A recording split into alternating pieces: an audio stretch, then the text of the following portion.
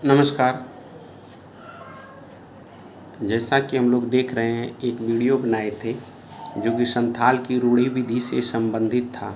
अब आप लोग को कितना अच्छा लगा, कितना ख़राब लगा, ये तो हम नहीं बता सकते हैं, लेकिन हाँ, हम लोग ये सोचते हैं कि जो भी वीडियो बनाएं, हम लोग को जुडिशरी से जो संबंधित क्वेश्चन पूछे जाते हैं, जो संथाल से पूछे जाते हैं जुडिशरी में, उससे को देखते हुए बना रहे हैं। और जहाँ तक मेरा सोच है, क्योंकि हम तो जुडिशरी फेस कर रहे हैं, तो देखते हैं कि कहीं न कहीं कुछ ना कुछ आ ही जाता है। इसलिए हमको लगता है कि अगर मान लीजिए हम लोग नॉर्मली रूप से बैठे हुए या कहीं लेटे हुए हैं और एक तरह से ये वीडियो चला देते हैं या केवल सुन लेते हैं, तो बहुत ऐसे क्वेश्चन जो है हम लोग को टकरा जाता है। विश्वास कीजिए या ना कीजिए, ये तो अलग बात है, लेकिन मैं जहाँ तक देखा हूँ कि AIB का जब एग्ज़ाम हम दिए थे तो फर्स्ट अटैम्प्ट में ही मेरा रिज़ल्ट आया था। वो भी आप लोग का आशीर्वाद था कि फ़र्स्ट अटैम्प्ट में आया था। और फर्स्ट अटैम्प्ट में आने का ये कारण था कि हम जो वीडियो देखते थे सर लोग का, वो वीडियो से संबंधित बहुत सारे सब क्वेश्चन टकरा गए थे।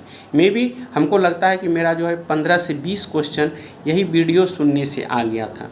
उसके बाद IPC था, CRPC था, CPC था, एविडेंस था। तो ज़्यादातर हम वीडियो देख करके, सुन करके देखते थे। जहाँ देखते थे आंख दर्द कर रहा है, अब वीडियो नहीं देख पाएंगे तो उसको सुनते थे। और एक वीडियो को लगभग 10 बार, 15 बार, 20 बार यानी कि सुनना था। कुछ करना नहीं तो मोबाइल चला दिए हैं, वीडियो डाउनलोड कर लें और आराम से चला रहे हैं। और उससे क्या होता है कि जिससे संबंधित बहुत सारे सब ऐसे होते थे जिसको कि हम लोग देखते थे कि ये वीडियो देखने से हमको फ़ायदा हो रहा।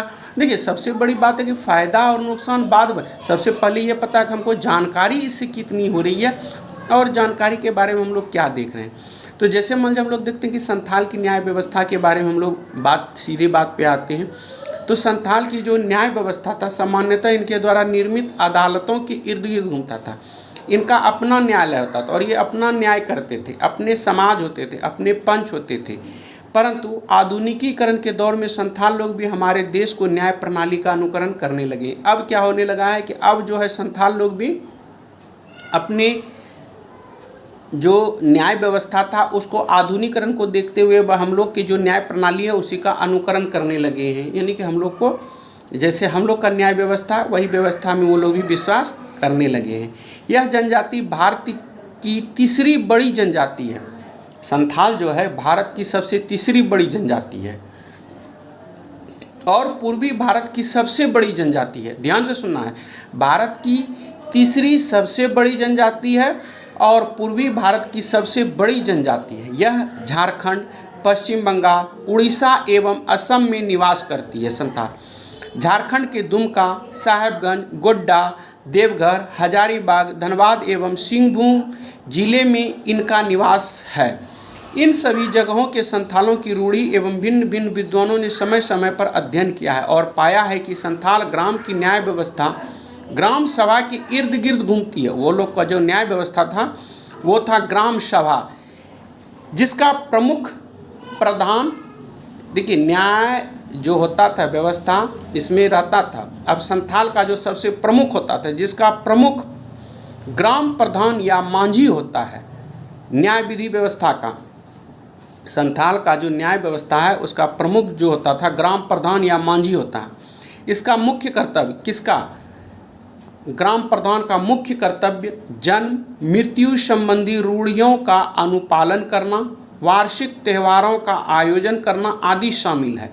ग्राम सभा निम्नांकित पदाधिकारियों से गठित होती है। संथाल का जो न्याय व्यवस्था था उसी के बारे में हम लोग जानकारी प्राप्त कर रहे हैं। तो हम लोग जैसे कि जाने कि ये इसका जो प्रमुख होता था वो ग्राम प्रधान होता था या मांझी कहा जाता था।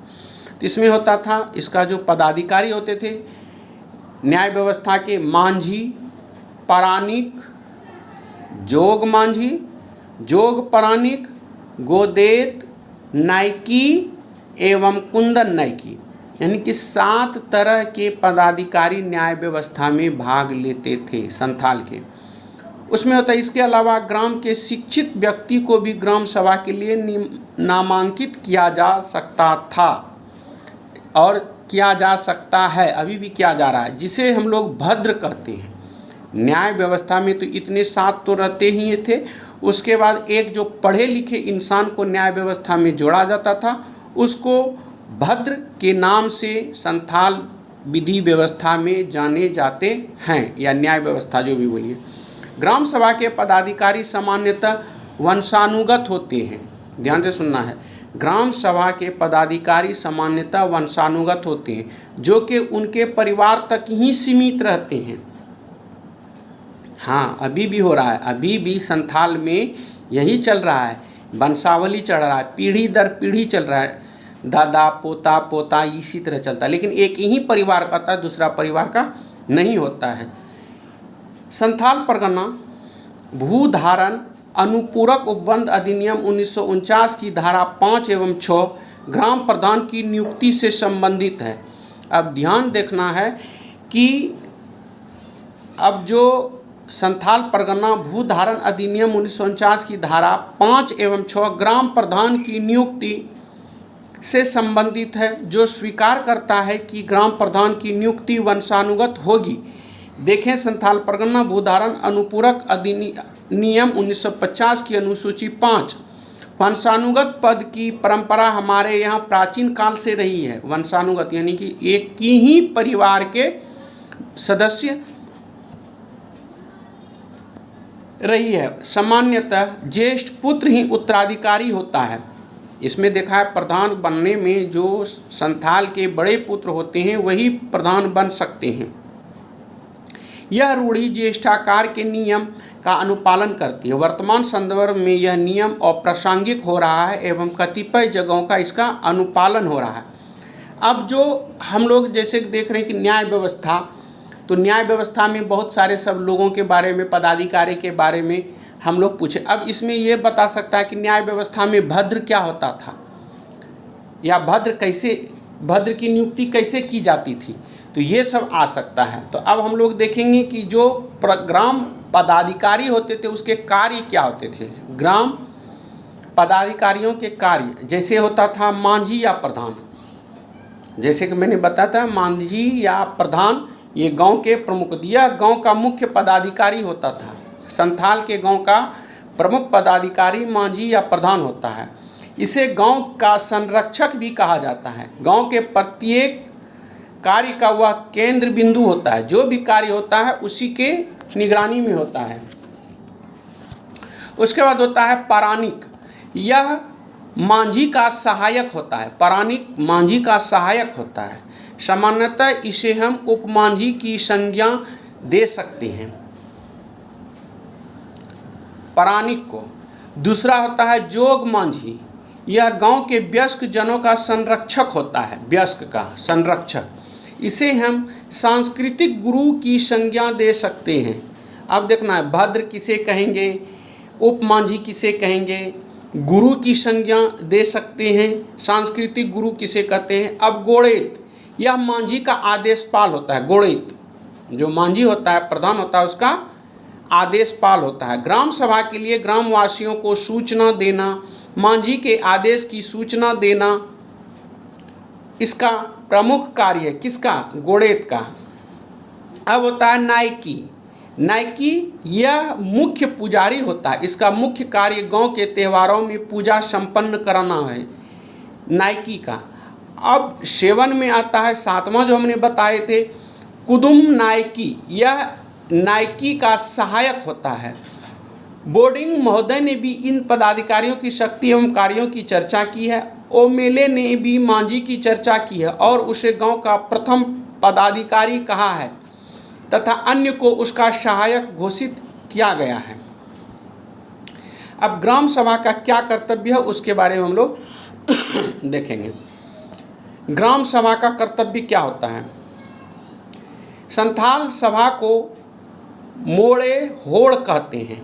अब संथाल सभा को मोड़े होड़ कहते हैं। संथाली भाषा में मोड़े का अर्थ 5 एवं होड़ के से तात्पर्य आदमी से है। सामान्यतः ग्राम सभा का कोरम 5 व्यक्तियों अथवा पदाधिकारियों से पूरा होता है। गांव में किसी विवाद को निपटारा में इस सभा का बड़ा हाथ होता है। वर्तमान में संथाल लोग भी आधुनिक न्याय व्यवस्था का सहारा लेने लगे हैं, अतः ग्राम सभा के स्वरूप का क्षय हुआ है।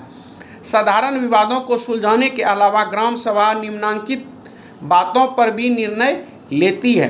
अब क्या क्या निर्णय लेती है उसके बारे में हम लोग देखेंगे।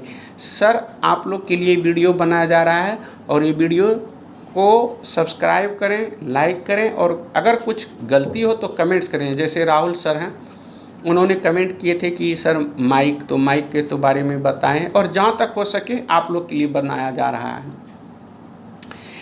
अब जैसे मान लीजिए हम लोग देखते हैं कि ग्राम सभा की बात लेती है। फर्स्ट होता है घर जमाई या घर जमाई की स्वीकृति। दूसरा होता है पुत्र या पुत्री के दत्तक की स्वीकृति। तीसरा आता है भूमि का दान या अदला बदली। चौथा होता है प्रार्थना पर पारिवारिक विभाजन करना आदि। लिंग संबंधी आचरण को कठोर ढंग से विनियमित करना भी एक प्रमुख कर्तव्य है। मात्र सोहराय पर्व में इसे ढोल दी जाती है। इनके निम्नांकित नियम भी हैं। विवाह पूर्व संबंध व्यक्तिगत होते हैं। यदि लड़का और लड़की संबंध बनाते हुए पकड़े जाते हैं तो उन लोगों को विवाह कराना होता है। यदि विवाह नहीं हो पाता है तो लड़के को दंड देना पड़ता है। लड़की की सहमति के बिना संबंध नहीं बनाया जा सकता है। यदि बलपूर्वक संबंध बनाने संबंधी शिकायत होती है तो लड़के को दंड देना पड़ सकता है। विवाहेतर संबंध निषिद्ध है। पकड़े जाने पर दोनों पक्ष दंड के भागी होंगे। संथाल परगना व्यक्ति किसी भी पारिस्थितिक गैर संथाल से संबंध नहीं बना सकता है। प्रतिबंधित वर्गों के बीच संबंध निषिद्ध है। कतिपय निषिद्ध संबंध निम्नांकित है। अब इसमें जो दिया गया है उसमें संबंध पुत्र माता, पिता पुत्री, जमाई सास, भाई बहन, भतीजा चाची, सौतेले पुत्र, सौतेली माता, चचेरे भाई, पिता के भाई की पुत्र, माता के भाई की पुत्री, जीजा, छोटे भाई की पत्नी। दंड नहीं चुकाने की दशा में समाज से बहिष्कृत भी किया जा सकता है या बिठलाहा भी जा सकता है। तो ये हम लोग के संथालों के न्याय व्यवस्था से संबंधित वीडियो था। वो लोग की न्याय व्यवस्था क्या होता है, न्याय व्यवस्था के पदाधिकारी क्या होते हैं और न्याय व्यवस्था का गठन कैसे किया जाता है। जैसे कि हम बार बार बता रहे हैं कि अब आधुनिकीकरण के दौर में संथाल भी अब हम लोग के जैसा व्यवहार न्यायालय पे भरोसा कर रहे हैं, अनुकरण कर रहे हैं और विश्वास कर रहे हैं। लेकिन वो लोग की सबसे फर्स्ट जो न्याय व्यवस्था है वो है ग्राम प्रधान। वही लोग पंचायती करते हैं, 5 लोग बैठते हैं और विधि व्यवस्था को सुखी संपन्न करके चलाते हैं। तब तक के लिए जय हिंद, जय भारत। इसके बाद हम एक वीडियो जो बनाएंगे वो संथाल के विवाह से संबंधित बनाएंगे। जैसा कि आप लोग को पता है इसके पहले भी हम लोग विवाह से संबंधित एक वीडियो बनाए थे, लेकिन वो बहुत दिन पहले थे। और ऐसे भी अब हम लोग इससे संबंधित एक वीडियो बनाएंगे जो कि संथाल के विवाह कैसे होते हैं, कितने प्रकार के होते हैं, उसको करने के लिए क्या क्या चीज़ की आवश्यकता होती है, ये सब बातों की जानकारी अगले वीडियो में हम लोग देंगे। और देखेंगे कि संथाल के जो विवाह होते हैं उसे संथाल शब्द में बापला कहते हैं। जैसे कि मैंने बता रहा कि हम लोग पहले भी वीडियो बनाए थे और इसमें विवाह से संबंधित वीडियो बनाए थे जो कि विवाह से संबंधित होता है। और उसमें देखते हैं कि विवाह कितने प्रकार के होते हैं, कैसे होते हैं। तो ये सब अगले वीडियो में हम लोग फिर देखेंगे। फिर से आप लोग को अगर अच्छा वीडियो लगे तो सब्सक्राइब कीजिए और अगर अच्छा वीडियो नहीं लग रहा है तो शेयर कर दीजिए। और अगर नहीं पूरी तरह नहीं लग रहा है तो एक लाइक तो बनता है, लेकिन इतना सा तो बनता है। अगर अच्छा लगे तो वीडियो अगर इतना सुनने में बोरिंग लग रहा है तो सिंपल में सब्सक्राइब करके आगे बढ़ जाना है। लेकिन ये हम हर बार बोल रहे हैं और अभी भी कहेंगे कि वीडियो भले आपको अभी के लिए बोरिंग लग रहा हो, लेकिन समय आने पर यही एक अमृत का काम करेगा। क्योंकि हम जैसे कि देख रहे हैं कि जुडिशरी में एक सब्जेक्ट जो है यही संथाल और पहाड़िया सब का दे रहा है। तो इस वीडियो को देखना और जानना बहुत ही ज़रूरी होता है। अगर इस वीडियो को हम लोग नहीं देख पाते हैं, नहीं सीख पाते हैं, तो फिर हम लोग के लिए प्रॉब्लम आगे बना रहेगा। क्योंकि कुछ बातें जानना ज़रूरी होता है। अगर मान लो उस बातों को हम नहीं देखते हैं, नहीं सुनते हैं, नहीं जानते हैं, तो फिर हम लोग कहीं न कहीं अधूरे रह जाते हैं।